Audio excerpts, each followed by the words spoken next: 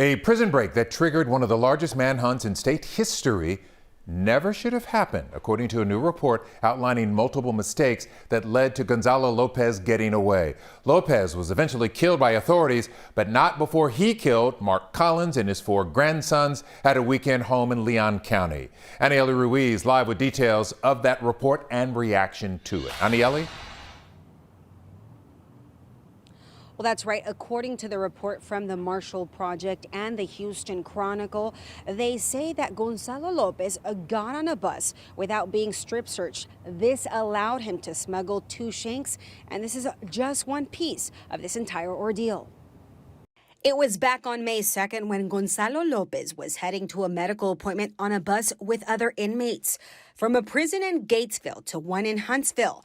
But Lopez managed to set himself free and attack the driver outside of Centerville. Lopez later crashed the bus full of inmates.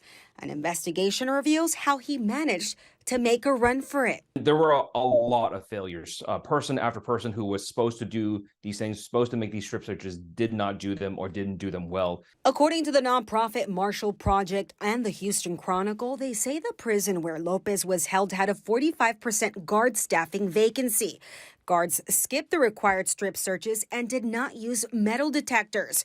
Prison policy required 3 officers on the bus, but there were only 2 since it was made optional in 2015 due to staffing shortages. A snowball effect, many say, could have been prevented. But because of the shortage in correction officers, protocols were broken, rules and regulations were broken, and to not pat someone down is just reprehensible. The Texas Department of Criminal Justice representative said strip searches were performed on Lopez prior to his escape. However, they were not done in accordance with policy. We don't have enough staff. If the staff aren't paid well and they don't care, or they don't receive the right type of training. Another issue found in the article, on May 31st, investigators found a camp housed was burglarized and did not notify the locals that Lopez could still be in the area.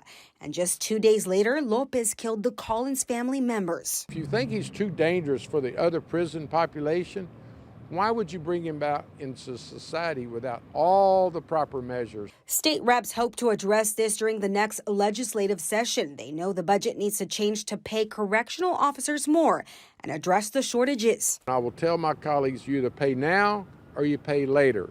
If you pay later, it may be with people's lives. Well, TDCJ says that they will release a full report with all of their findings sometime later this week. And by the way, the Marshall Project and the Houston Chronicle did interview inmates that were on the bus on the day of the incident. To read the full report, you can head to our website at khou.com. Reporting live, Anieli Ruiz, KHOU 11 News. A story we all remember. Anieli, thank you.